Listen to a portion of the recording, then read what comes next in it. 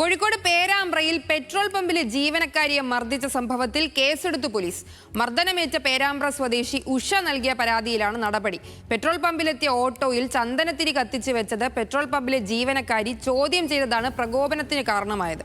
പ്രതിയെ തിരിച്ചറിഞ്ഞുവെന്നും ഇയാളെ ഉടൻ പിടികൂടുമെന്നും പോലീസ് അറിയിച്ചു.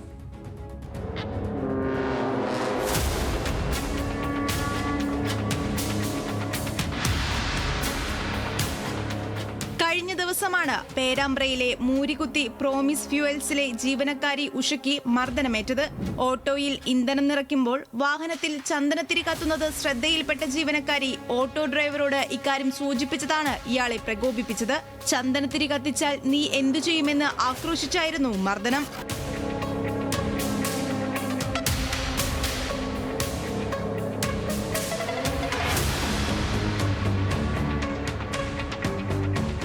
പ്രതി ഡീസൽ ടാങ്കിന്റെ അടപ്പുകൊണ്ട് ജീവനക്കാരിയുടെ തലയ്ക്കടിക്കുകയും അസഭ്യം പറയുകയും ചെയ്തു.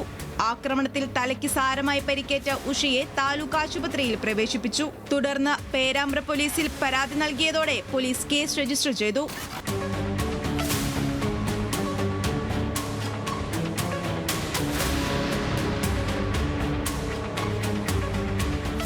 പെട്രോൾ പമ്പിലെ CCTVയിൽ നിന്ന് ഓട്ടോ ഡ്രൈവറെ തിരിച്ചറിഞ്ഞെന്നും പ്രതിയെ പിടികൂടാനായി നടപടി സ്വീകരിച്ചെന്നും പേരാമ്പ്ര പോലീസ് അറിയിച്ചു.